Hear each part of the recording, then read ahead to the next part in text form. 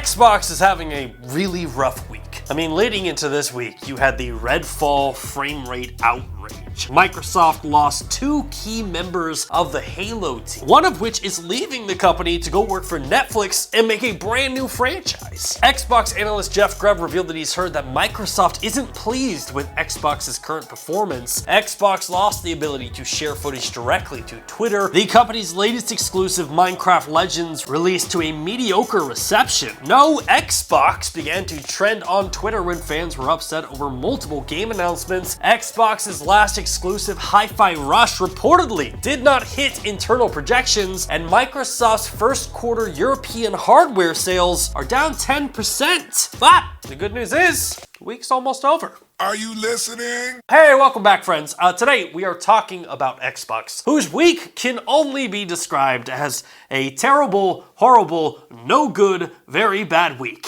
Like legit, anything that could have gone wrong definitely happened. We started off our week with the upcoming Xbox exclusive Redfall, which is weeks away from releasing, and Arcane Studios revealed that Redfall will be capped at 30 frames per second at launch, with a 60 frames per second performance mode being added at a later date. Which, look, 30 frames per second isn't the end of the world. Some of my favorite games aren't 60 frames per second. They are far from that. However, for Xbox, what makes this situation extremely complicated is that during the showcase and promotion for the game, Arcane and Microsoft showed the game running at 60 frames per second, with The Verge's Tom Warren pointing out over on Twitter, Redfall has been showcased in 60 frames per second for months. So to launch the Xbox version without it is beyond bad. 60 frames per second takes a lot of dev work, but it should be a priority over a 4K presentation in my opinion. I don't think I'm alone in caring more about frames per second than resolution.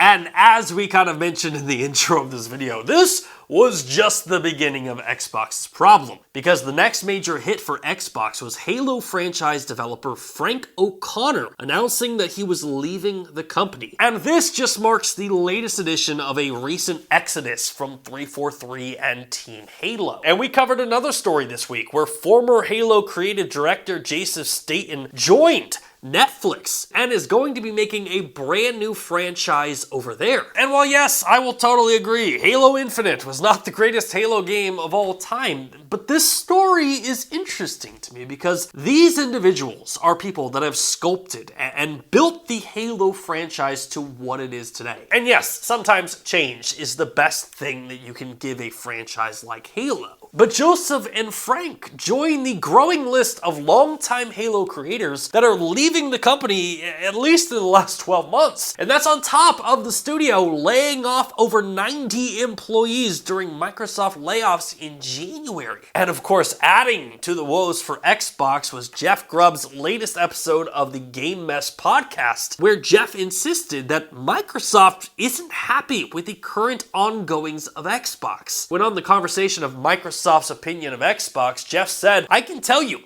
they are not. They're upset. We're just trying to diagnose that a bit, right? You know, they didn't have a first-party released game last year, and if that doesn't affect you, if you always have something to play, again, that's awesome. But a lot of people do regret getting their Xbox." And to kind of echo what Jeff is talking about there, Xbox not having games is kind of a big deal. Yes, in the next couple months, you've got Redfall and Starfield. Those are going to be big deals for the company. However, after that, you got like Hellblade 2, Avowed, and then Fable, which will probably come out in like 2033. So right now, there are a lot of Xbox owners looking at the console that they just bought and perfectly encapsulating that meme where they're just poking it with a stick like, do something. And of course, feeding into that speculation that Microsoft as a company is upset with Xbox's performance, GameIndustry.biz just revealed that Xbox's European hardware sales are down 10% in the first quarter of 2023. And for the month of March, Xbox's European hardware sales were down 13%, whereas Xbox's competitor PlayStation was up 400% in the first quarter, and in March, Sony's sales were up 359%. And unfortunately, in the case of Xbox,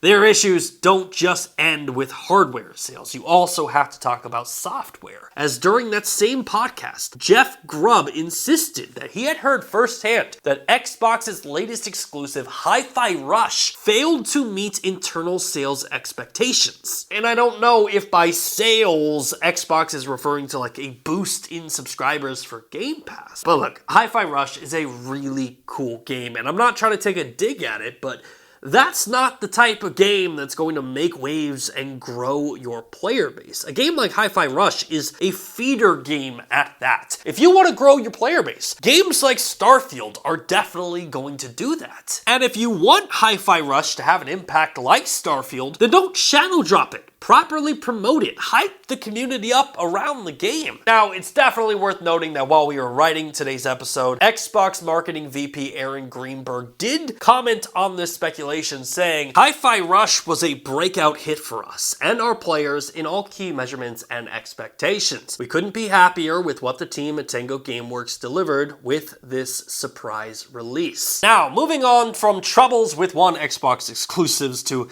troubles with another, Minecraft Legends launched this week. Yeah, this is the latest chapter in the Minecraft universe from Mojang, and there has been a lot of marketing and promotion around this game, and likely so. I mean, Minecraft is Minecraft. Like, you paid a bunch of money for it, milk the hell out of the others. However, unfortunately, again, for Xbox, the initial reviews for this game aren't great. As on Metacritic, the game is currently sitting with a 69 Metascore and a 6.8 user score. And look, real-time strategy games aren't for everyone. However, reviews like these are only feeding into the troubles for Microsoft, where games are not hitting sales goals, games are not hitting frame rate goals, and now we have another Xbox exclusive that is releasing to the marketplace with hype, and people are responding by saying, putting a ton of pressure on the performance of the upcoming game Starfield. And we've talked about this a lot. In fact, we posted a video a couple of weeks ago talking about how much success is riding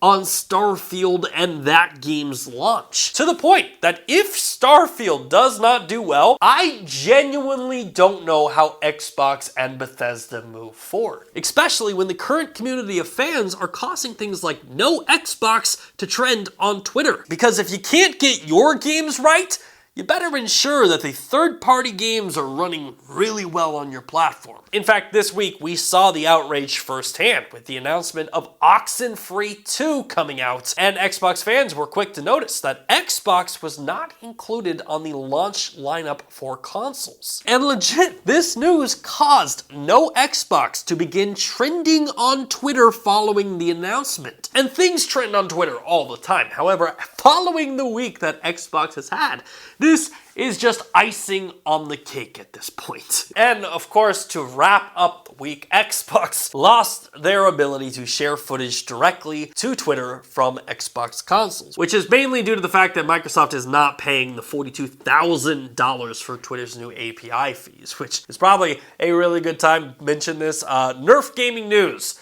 will definitely not be paying that $42,000 either, so sorry. But I guess to wrap this all up, Xbox is having one hell of a week, but in no way does that change how I look at the company. You got the finalization of the Activision Blizzard buyout. That is probably a couple months away. The company is finishing up Starfield, which I don't think there's any doubt that game is just going to be an absolute success. And then you got Hellblade, which, God, I cannot wait for that game. The more I see about it, the more I just get hyped. And while sure, from Microsoft's perspective, all of this bad news sucks, I think it's also important to remember that Microsoft is a very resilient company. And if Xbox can survive the red ring of death, they're 100% going to be okay after a week of bad news.